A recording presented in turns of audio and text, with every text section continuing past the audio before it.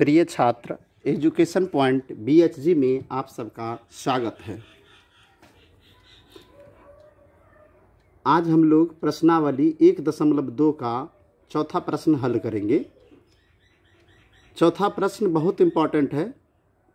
यह भी board exam में इस तरह का प्रश्न पूछा जाता है। सबसे पहले प्रश्न पढ़ लेते हैं। देखिए, ये जो प्रश्न लिखा हुआ इसका पढ़ने का तरीका कैसे है। ये जो ब्रैकेट में आप देख रहे हैं, इस संख्या को नहीं पढ़ना है। कैसे पढ़ना है? HCF बराबर 9 दिया है, LCM ज्ञात कीजिए।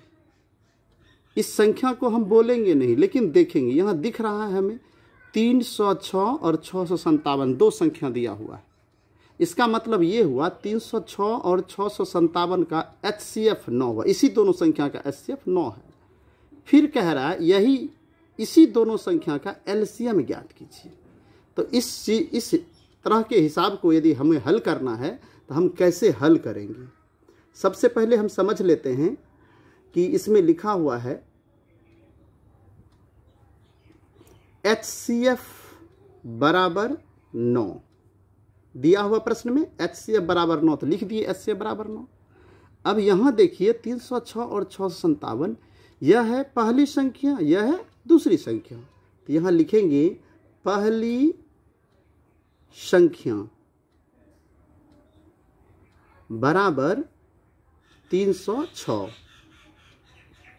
दूसरी संख्या बराबर 657। अब आप देख लीजिए, पहली संख्या दिया हुआ है, दूसरी संख्या दिया हुआ है, HCF दिया हुआ, हमें LCM निकालना है। तो इसके लिए कुछ सूत्र होता है, उस सूत्र की सहायता से हम बनाते हैं। देखिए, LCM बराबर सूत्र होता है पहली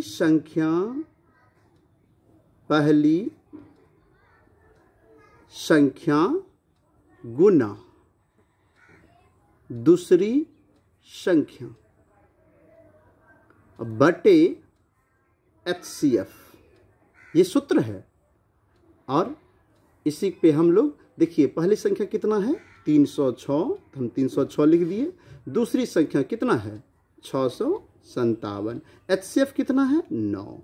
9 से आप यदि इसको काटेंगे तो 9 एकम 9 हो गया, 9 तिया 27, यहाँ बच गया 3, 3 पर 6 36 हो गया, 9 चौके 36, यानी 34 गुना 657। हम इसको गुना करेंगे, जो भी संख्या आएगा वह LCM हो जाएगा।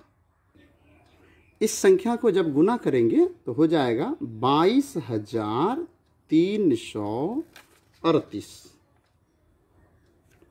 अब देखिए, ये तो अंश हिसाब हल हो गया। लेकिन इस तरह के और भी कई प्रश्न आते हैं जिसमें क्या होता है, LCM दिया हो रहता है और HCF आपको निकालना होता है। तो हम कुछ यहाँ पर महत्वपूर्ण सूत्र लिख देते हैं।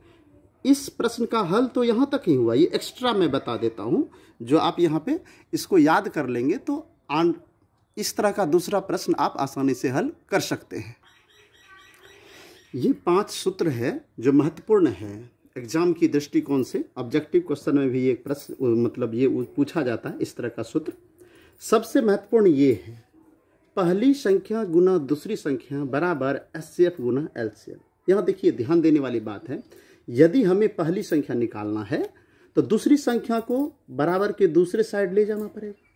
तो यह दूसरी संख्या इधर यदि इसके साथ गुना का संबंध है तो दूसरे साइड आने पर भाग का संबंध हो जाता है। भाग का संबंध यानी बटे का संबंध हो गया। इसी प्रकार से हम इस दोनों को निकाल लेंगे। अब HCF बराबर, देखिए HCF गुना LCM बराबर पहली संख्या गुना दूसरी संख्या होता है। तो यहाँ पर LCM गुना में रहता है। तो जब हमें HCF बराबर निकालना है तो LCM यदि दूसरे साइड जाएगा तो बटे का संबंध हो जाएगा, यानी भाग का संबंध हो जाएगा। ठीक उसी प्रकार इसको भी निकाल लेंगे। यह बहुत महत्वपूर्ण सूत्र है, इसे आप अच्छी तरह से समझ लेंगे, याद रखेंगे।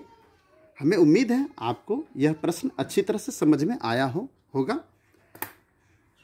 आपको यह वीडियो कैसा लगा आप हमें कमेंट करके ज़रूर बताएं।